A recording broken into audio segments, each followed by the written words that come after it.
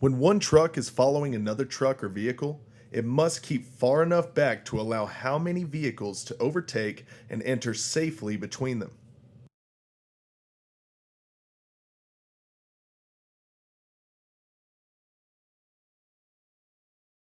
Following.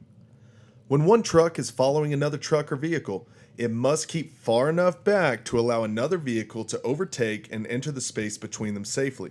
This does not prevent a truck from overtaking and passing another vehicle.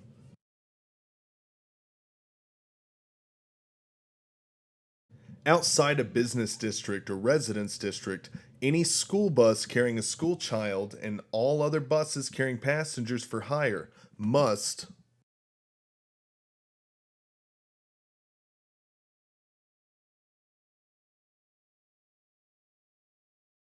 Railroad grade crossings.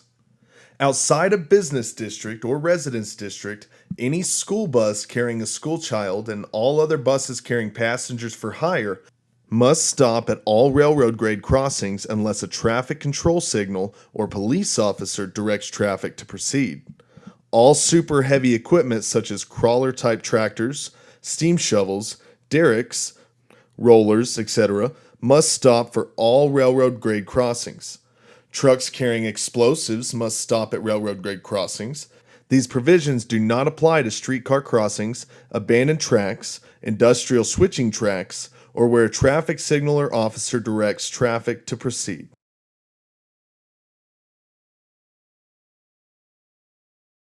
When turning right with a long vehicle combination truck trailer, if it is possible to stay in the proper lane, you should.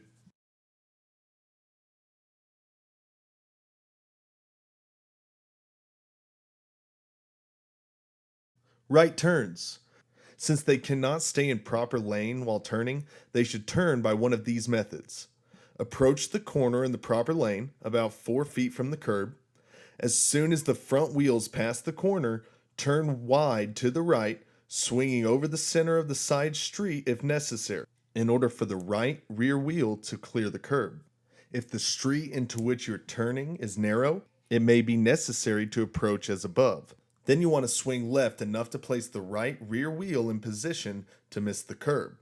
Then turn sharply right into the narrow street or driveway. Tractor trailers and long wheelbase trucks and buses, when turning right, must have curb clearance for the rear wheels. You cannot watch too carefully when you're on your own side of the road. This is most true while turning in a large vehicle when you must be on the wrong side of the road part of the time.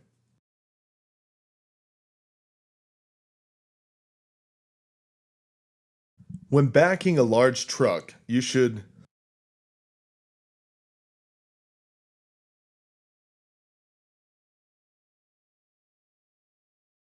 Safe backing practices.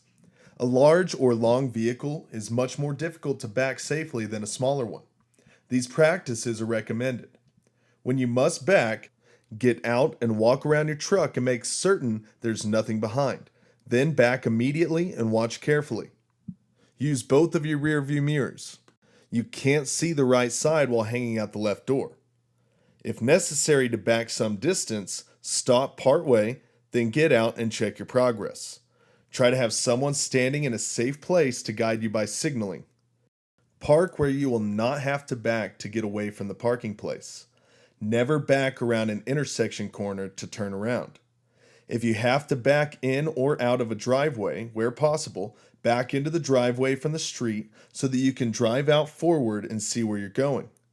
When backing over a sidewalk into a street, stop at the sidewalk to make especially certain that there's no child playing behind or close by. Stop again at the curb to make the last check on traffic before backing into the street. Don't depend entirely on your rear vision mirror.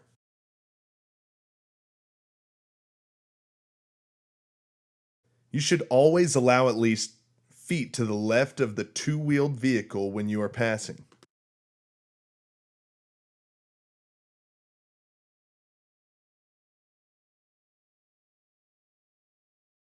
Passing vehicles. Motorcycles and bicycles are lighter and more subject to wind effects than four-wheeled vehicles are. Due to this, special care must be taken when passing. Aerodynamic effects around a large vehicle can cause a two-wheeled vehicle to be suddenly pulled toward the larger vehicle by 2 or 3 feet, depending on the relative speed between the two vehicles. You should always allow at least 6 feet to the left of the two-wheeled vehicle when you're passing. When passing a two-wheeled vehicle, do not attempt to share the lane with that vehicle. Move into the next or oncoming lane to pass. If there is an oncoming traffic, then slow and follow the two-wheeled vehicle until oncoming traffic clears.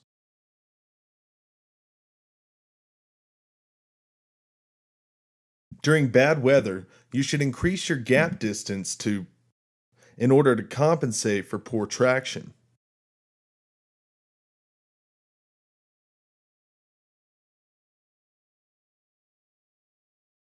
Tailgating. Tailgating is the most common complaint car drivers have against truck drivers.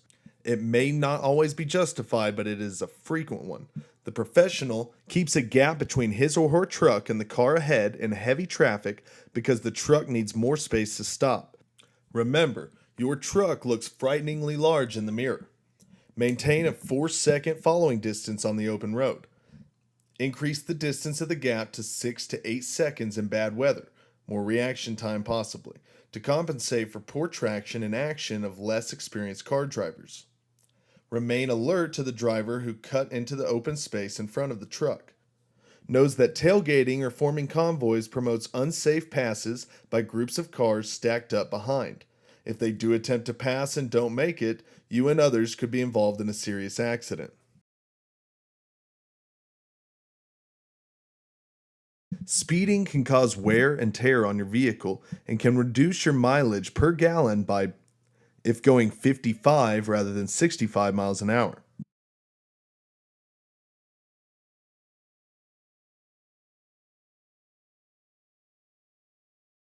Speeding. Speeding by trucks is a common cause of accidents and other major complaints by motorists. Driving too fast for conditions, regardless of the posted speed limit, is dangerous. Remember, obeying the speed limit saves lives, injuries, and property damage. It increases fuel economy by as much as a mile per gallon at 55 miles an hour rather than 65, saves wear and tear on tires, brakes, and engines, and allows sufficient time and space to stop after a hazard is sighted. Remember, your stopping distance increases at a much faster rate than your speed. If you double your speed, your stopping distance will be 4 times greater.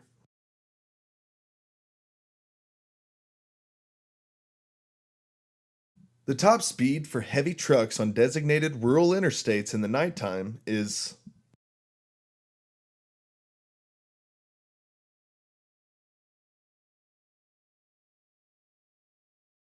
speed limits.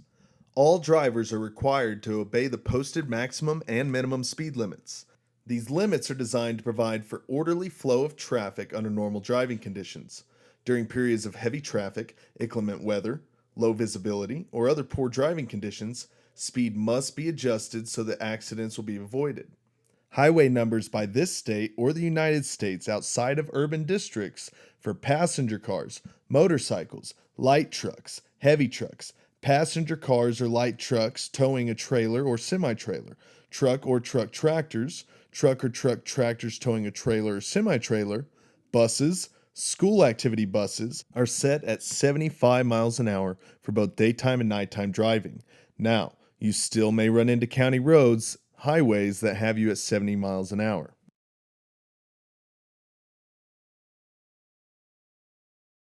You've completed the learning phase. You'll now begin the testing phase. This quiz will test your knowledge on the commercial vehicle operation endorsements information. If you score an 85% or above, you're ready to go to the DPS office and take your test for this section. Good luck.